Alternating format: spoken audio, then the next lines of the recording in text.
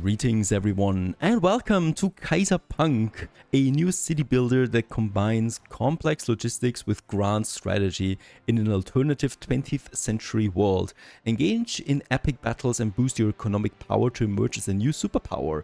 In Kaiserpunk, we build a city, manage our population and conquer territories using soldiers, tanks, planes and even ships. This is a sponsored Let's Play series and I'd like to show you hands-on gameplay of the demo version. Don't forget to check out the link in the video description and wishlist the game. The demo that we are playing here right now is part of the Steam Next Fest and available on June 3rd onwards, so you can try it out yourself. For starters, we can go in here right away and we do have, something available already, and that is a predefined map. There's also going to be random maps available then, and also generation of maps that we can do ourselves based on our gameplay style. Let's have a look at the predefined one. There's the tutorial mission available right now that is already quite extensive and offers lots of gameplay. And this is the map that we are playing on here right now. Ocean View Bay, a coastal map with scattered villages, ruins and abandoned battlefields. Nature reclaims the remnants of once vibrant settlements, offering a haunting blend of history and beauty. Start this map to learn the ropes of Kaiserpunk through a guided tutorial. And we can already build up quite a massive city, so this demo has a lot of content. Next up in line, we can also choose then a portrait. We can also choose a name here that we can play with. We can choose a heritage. This is actually pretty interesting. So our leader can have a certain background that gives us then bonuses like faster salvaging and repairing, or having an increased rate of immigration.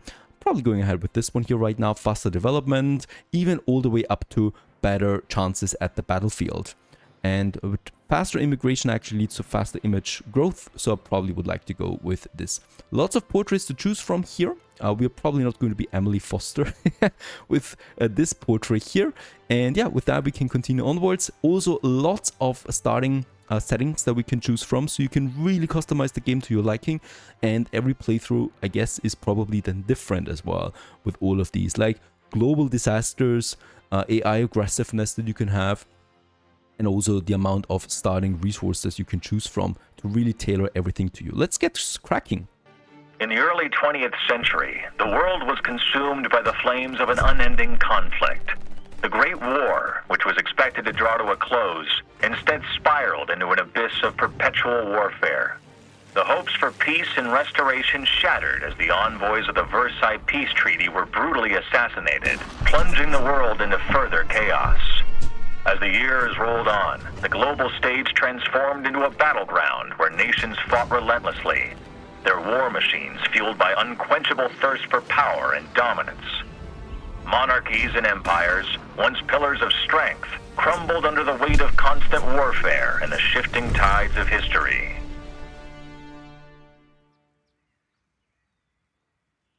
A battalion of battle-weary soldiers, having deserted the relentless conflict, returned to their once familiar land, only to discover a haunting sight, a desolate wasteland of ruins. Amidst the crumbling remains of a nation, they encounter the lingering echoes of war, grappling with the ghosts of their past and the harsh realities of a world forever changed. Undeterred, they rally together, fueled by a resilient spirit to rebuild not just their lives, but also their shattered nation.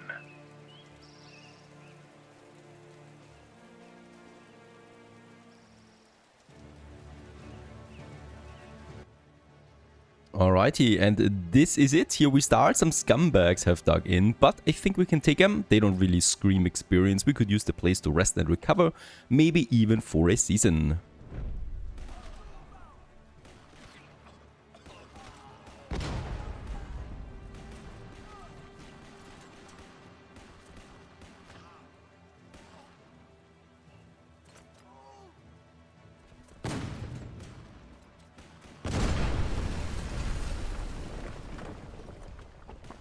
Alright, I think we have defeated them. And every journey starts with a single step. It's not much, but it's a start. The battalion has expelled the violent brigands from the local church and established a headquarters here. It's a bit rainy right now, not the best weather to start a city. but I think it's going to clear soon. And it's a rather bleak world, at least in the beginning, but you'll turn it around.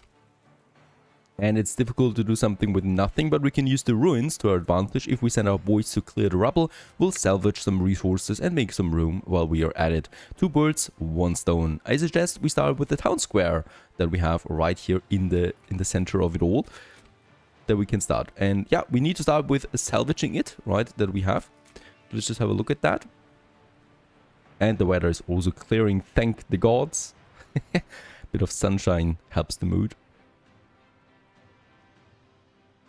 And yes, this is basically our base right now. It's not looking like much. And we'll have to turn it around. And also conquer Europe, of course. So, some easy tasks right there.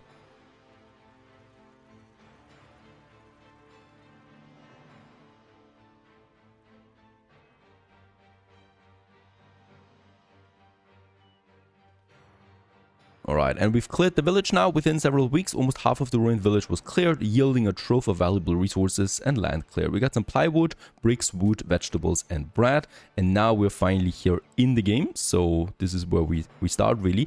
And this is our headquarters there. Our church, our chapel that we have. And yeah, also lots of ruins around it. This is the map, the greater surrounding area with, yeah, some trenches over there. Also resource deposits that we're going to use then and utilize. And in the center of it all, it's us. There's also an ocean over there that we can then also utilize for some fishing probably. We have some 5k of cash right now in. There's no one living yet, so we need to make some living space. We have no water, no electricity, a bit of wood, a bit of bricks, and a bit of concrete. That's basically all we have here right now. We have the chapel and we have an event. The job's done. Some civilians who were hiding in the ruins joined us too. We should consider providing some housing. And that is the first step right away. There's also a bit of a tutorial message every time we have here. So I'm going to click this away. You don't need to read this as it's basically the tutorial messages. I probably will guide you through that, hopefully somehow. Now we need to start with some basic buildings. I would probably like to have them just beside my chapel here. And there it is, housing with some 20 laborers now that we have.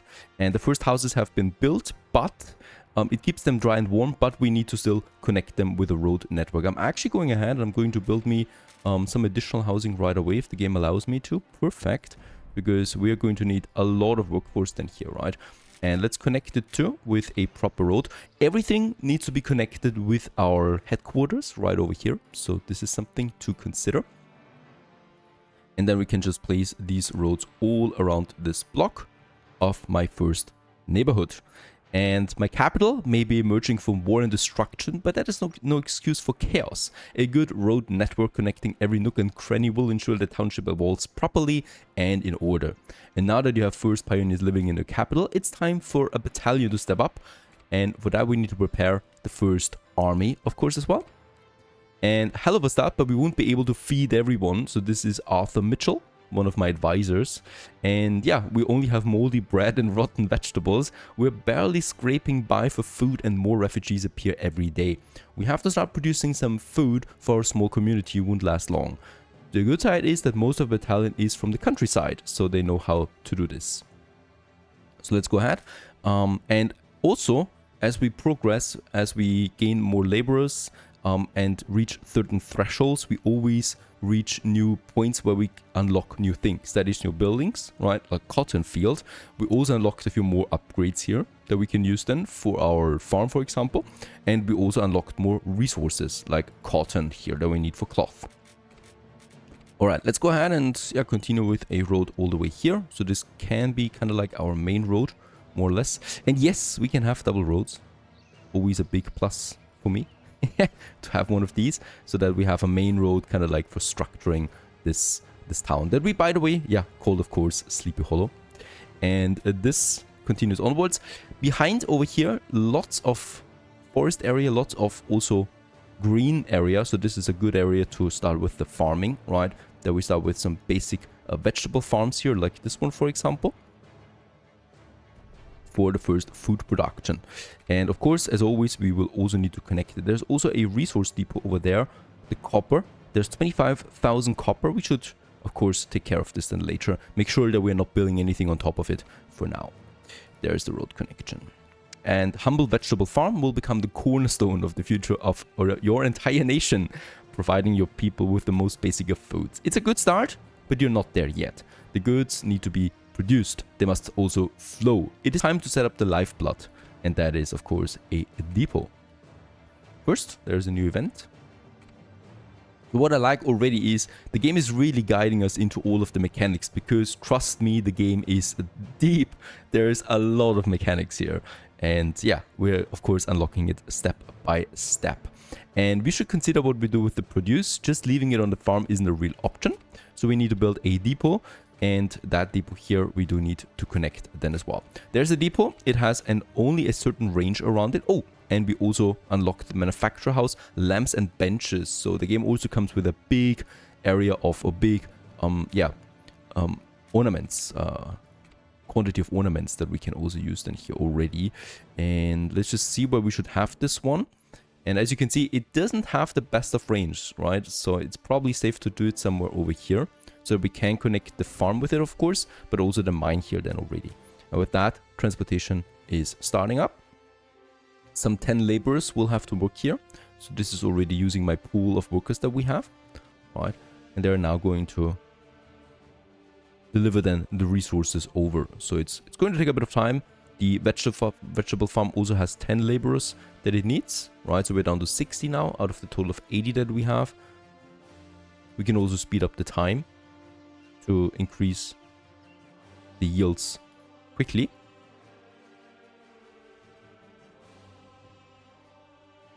And we can also check it up then in my overview how many vegetables we actually have. And for now, it's not a lot. That is 36. And that's going to last us a bit. There's also the truck already getting the resources now from the vegetable farm.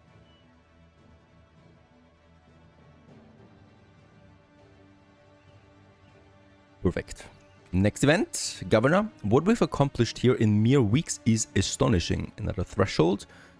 And this gives me the printing press. But if this township is to grow strong, we need to add labor houses, more labor houses, more room, right? Then we need to add, and actually we finished this right away because we built more houses. And we can also have a look at these houses there real quick, right? So this is the most basic form of housing, the labor house.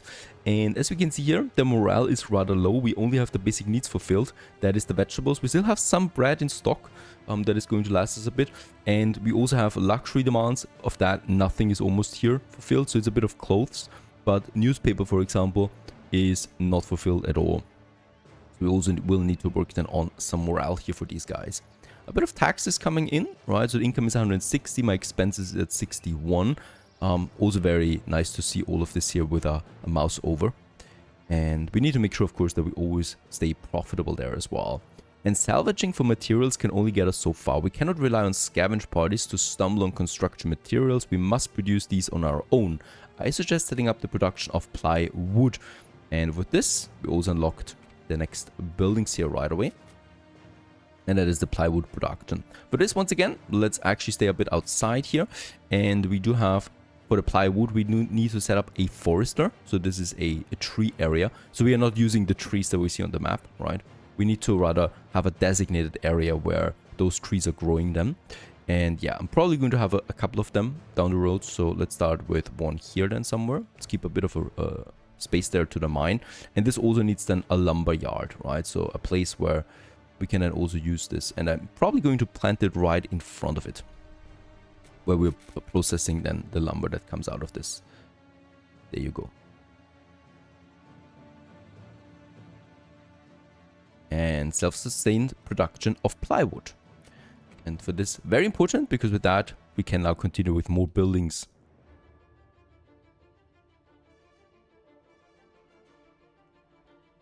And so this then, the resources are being delivered. So it needs cash, right? It needs an upkeep. So my expenses actually go up already now. And in this case here, it produces then wood for us now. Also, these buildings are nicely animated, by the way.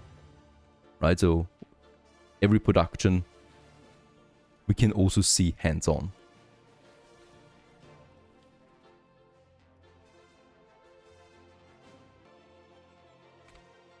I'm getting reports of some less than flattering words directed at you, Governor. It seems the civilians aren't pleased with their end of the bargain.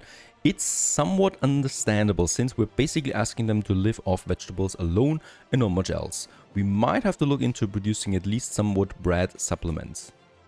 Alright, so bread is something we need to provide. A bread production. This once again requires some farming, so once again I would like to do this then over here, of course. And for this we need a grain field, right? So we have the vegetable field here, there's the grain field. Let's just see where we might have it, probably some over here then.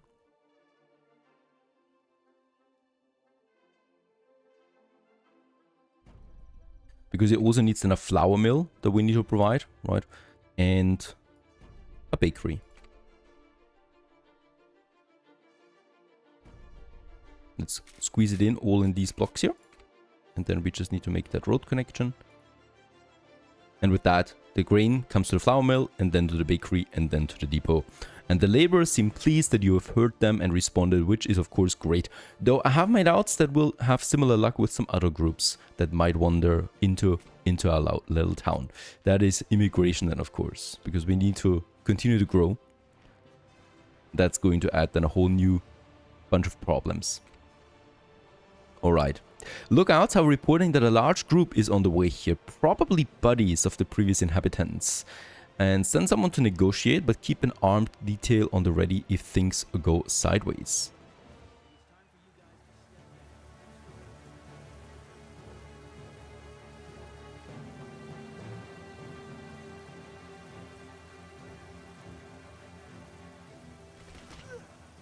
Alright, doesn't look very friendly. And we're under attack.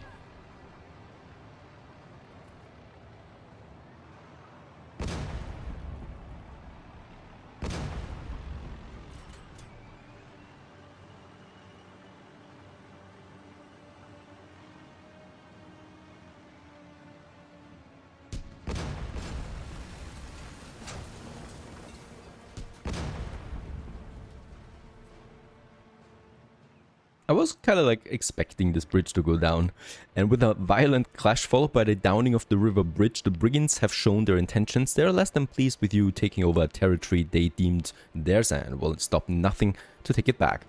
Your staunch resolve stopped from them for now, but you can surely expect their attacks to continue. We actually also lost a few laborers there. And they've retreated, for now at least, but I'm sure it'll only a matter of time before they try again.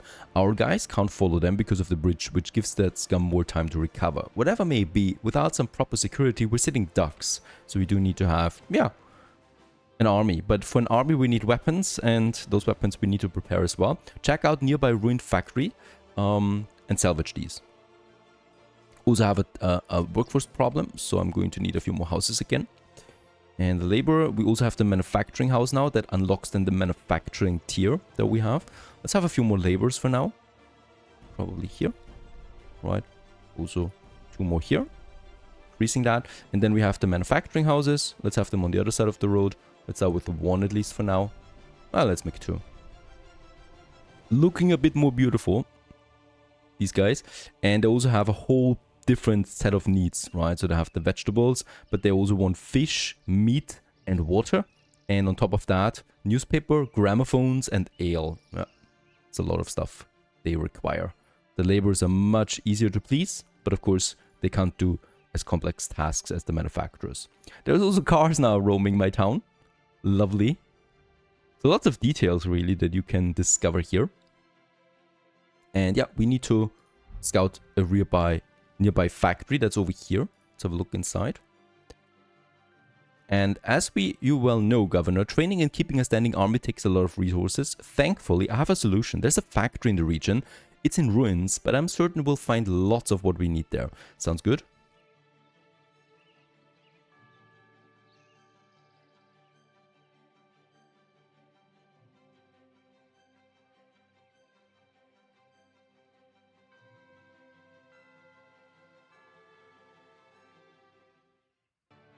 And the battalion cautiously navigates the hazardous terrain of a ruined factory, unearthed machinery and tools that had once fueled productivity. A chance encounter reveals a group of skilled workers, survivors who have adapted. We can use skilled manufacturers, see if they're willing to join us, and they do. Also with them, we get lots of equipment, that's some handguns, ammunition, food rations, and manufacturers. Very good.